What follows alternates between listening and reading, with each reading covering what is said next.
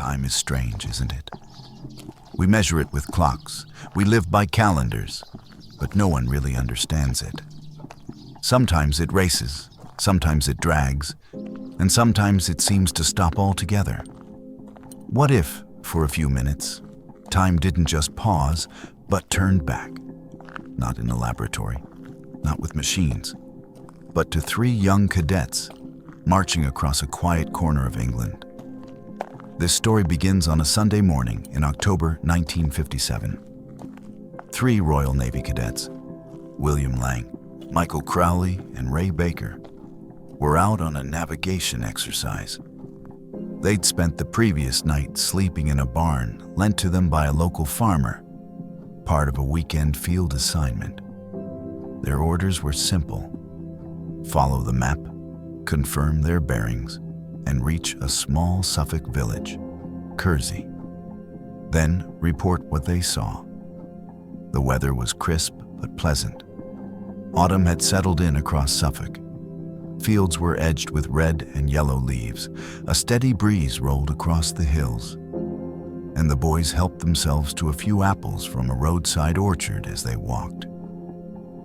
They laughed, ate, and pressed on, unaware that their route would take them somewhere they were never meant to go. From the crest of a hill, the landscape opened up. Beyond the hedgerows and meadows, they spotted a tower breaking the horizon, stone gray against the pale sky. A church. The bells rang clearly, carrying across the valley the start of Sunday service. There, church tower.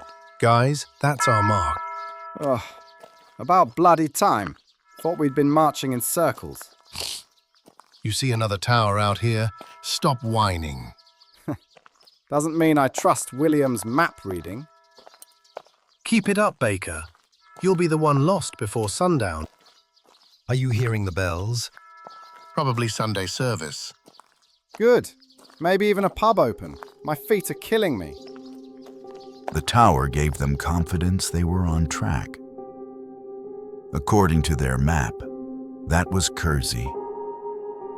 They picked up the pace, following the hedgerow down toward a narrow wooded lane that sloped into the valley. The air grew cooler as they descended. The sound of the bells kept them steady, echoing through the trees. And then, suddenly, it stopped. Not a fading echo, not a final chime. One moment the bells were ringing, the next, silence. Abrupt and total. The boys slowed. Wait, did it just cut off? Haha, just like that. No last ring. That's not right. Strange, isn't it? Keep moving.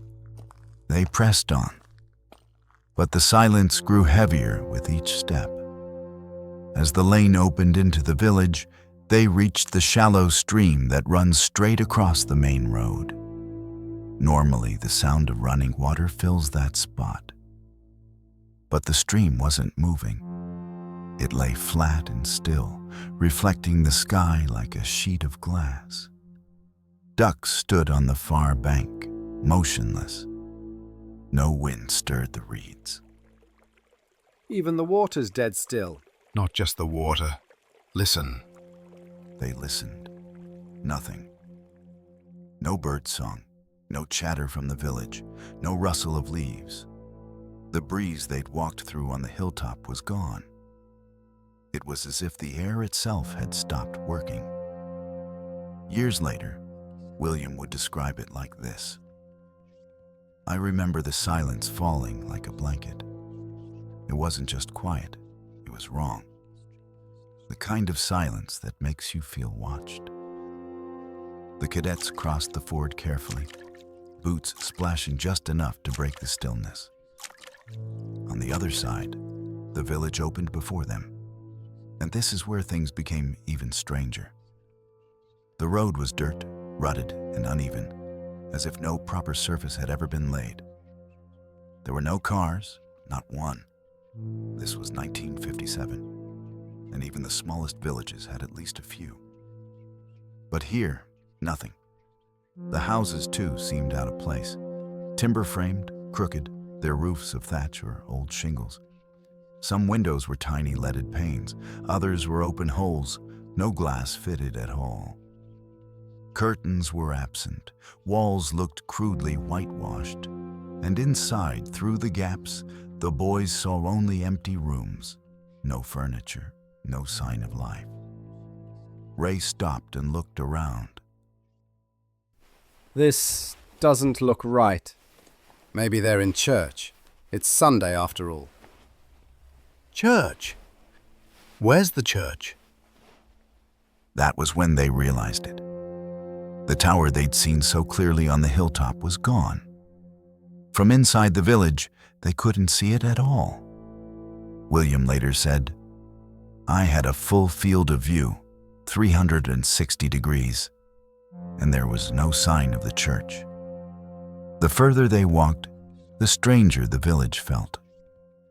The silence pressed in. The air was oddly heavy. Trees inside the village were green and full, as if it were midsummer, not October. Outside, the countryside had been golden with autumn. Here the seasons disagreed. They paused near the bridge, unsettled. Feels like we've walked into a ghost village. Or a film set. Look at these houses. They don't belong in 1957. William didn't answer. He was staring at a building just beyond the stream. A shop front with a green door. The only commercial building in sight. A butcher's. The cadets peered through the small, old-fashioned windows. Inside, hanging from beams, were 3 skinned oxen carcasses. Only they weren't fresh. They were green, rotting, as if left for weeks. The shop was filthy, cobwebs in the corners, dust heavy on every surface. No counters, no tools, nothing but decay. The boys stepped back. That meat. It's been there months, maybe longer. No butcher leaves a shop like that. In fact, no one leaves a shop like that. Across the lane, other houses looked the same. Bare interiors, no gardens, no signs of daily life. And yet, nothing was broken. No vandalism, no smashed windows. It was as if the people had left in an instant, and time had frozen the place exactly as it was. I remember the weight of it, an awful sadness that came from nowhere. The place felt unfriendly, like it wanted us gone. And I swear, even with no one there, we were being watched. The 3 cadets stood there, caught between curiosity and dread. They had come to complete a simple training task, and instead found themselves in a place that shouldn't exist. And that was the moment they knew something was very, very wrong. The cadets moved deeper into Kersey, boots crunching on the uneven dirt lane. No traffic, no voices, no sound at all, only the sight of buildings that looked centuries older than they should have. The village spread along a single narrow street. On either side, houses leaned at odd angles. Timber beams warped with age. Roofs sagged, patched in places with wood or thatch. The air smelled faintly of damp and dust. It was 1957, yet not a single sign of 1957's life was present. No cars parked along the road. No telephone wires strung above. No radio aerials poking from roofs. Even street lamps were absent. For a moment, the cadets stopped near the shallow stream at the bottom of the lane. The water still hadn't moved. Ducks stood frozen on the bank, silent as carved figures. The boys exchanged uneasy glances, but said little. Words felt heavy here, as if speaking aloud might stir something they didn't want to meet. It was unnatural. The village looked lived in, yet abandoned. The air pressed on your chest. I felt sadness, deep and sharp, like grief you couldn't name. And worse, like unseen eyes followed us from behind every shutter. They crossed the stone bridge and walked further into the main street. The houses grew closer together, but none showed signs of habitation. Windows were bare. Whitewashed walls looked rough and unfinished. No curtains, no furniture. Rooms stood hollow. Then they noticed the trees. Outside the village, the countryside had been autumn, oaks and hedgerows alive with red and gold. But here, among the cottages, the trees were full green, lush as midsummer. Not a single leaf had turned. The boys knew this wasn't possible.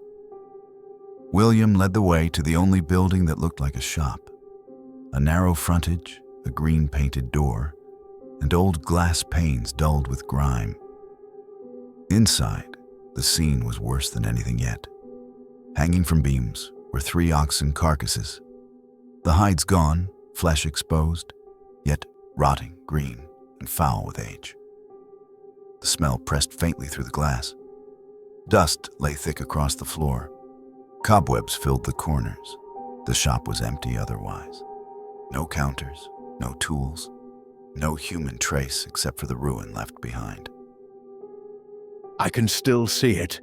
3 carcasses, hanging, wasted. It was as if the butcher had walked out and never returned. Not for days, but for months, perhaps longer. And yet nothing had disturbed it. No flies, no decay outside of that unnatural green rot. It was wrong. They stepped back from the butcher's and looked at the other cottages. The interiors they could glimpse were the same. Bare rooms, stripped of belongings. No gardens out front, no chickens scratching at the soil. Not a sound of life. The longer they stood there, the heavier the silence became. It wasn't just an absence of sound. It was oppressive, suffocating, as though the entire place resisted them being there. The cadets pressed on a little further. The dirt road stretched up toward the far end of the village. Gaps between the houses were filled with dense woodland, unusual for such a small settlement. The space felt oddly unfinished, as though Kersey had been built halfway, then abandoned. Ray, usually the joker, now kept his eyes low. Michael scanned the windows nervously. William stayed rigid, jaw tight, not letting the others see his unease. The feeling of being watched grew.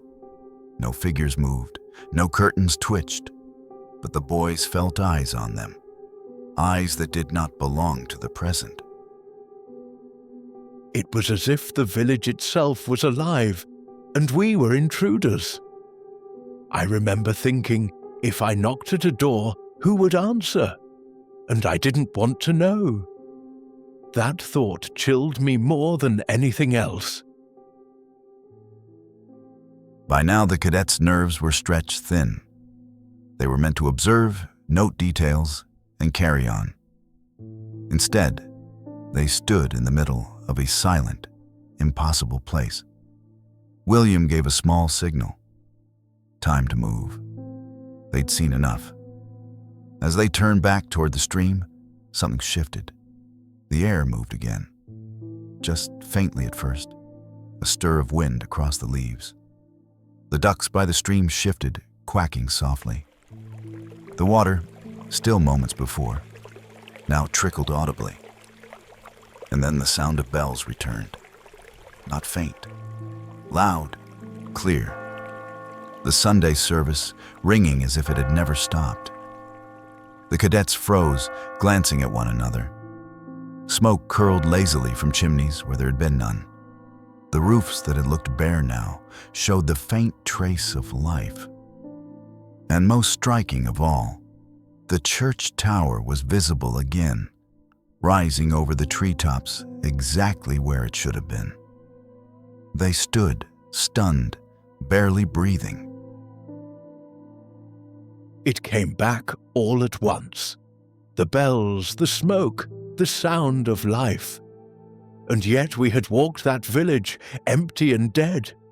What we saw, what we felt, could not be explained away by nerves or imagination. We knew then we had stepped somewhere we should not have.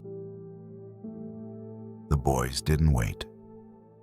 They broke into a run, up the lane and out of Kersey, hearts pounding as if chased. They didn't stop until the village was behind them and the normal countryside lay ahead once more. But the silence, the stillness, the eyes they felt upon them, those never left. I've carried it my whole life. That day in Kersey, I've never been able to shake it. We ran, but I swear, something ran with us. When the cadets ran from Kersey that October morning in 1957, they thought the matter was finished. They didn't know it would come back, 30 years later, to haunt them all over again. For decades, the three boys barely spoke of what they'd seen. William Lang moved to Australia, started a business, raised a family. Michael Crowley did much the same. Ray Baker stayed in London. Life rolled on. But the memory never left. In the late 1980s, William read a book on apparitions by Andrew Mackenzie, a respected investigator with the Society for Psychical Research. Mackenzie had fought in World War II, later turning to the unexplained. He was known for his careful, almost skeptical approach. William picked up his pen. In his letter, he wrote about the silence, the frozen ducks, the missing church, the butcher's shop with rotting oxen. He asked Mackenzie, was it possible we'd walked into another time? Mackenzie was intrigued. He began an investigation that would take him back into the very streets of Kersey. Kersey is no ordinary village. Mentioned in an Anglo-Saxon will around the year 900, it's one of Suffolk's oldest settlements. Even today, half-timbered houses lean at strange angles. Thatched roofs sag over narrow lanes. Nicholas Pevsner, the architectural historian, once called it the most picturesque village in South Suffolk. Film crews often come here precisely because it still looks medieval. Walk in from the right direction and you could believe you'd stepped into the 15th century. And that, Mackenzie thought, might explain part of the cadets' confusion. Which way did they enter? Mackenzie studied the maps. Kersey sits in a dip, with several ways in. From some angles, the church tower is hidden by trees and roofs. From others, it's clearly visible. Could the boys have entered from one of the more medieval-looking lanes? Perhaps they first glimpsed the enormous tower of Hadley Church, visible for miles across the countryside, and assumed it belonged to Kersey.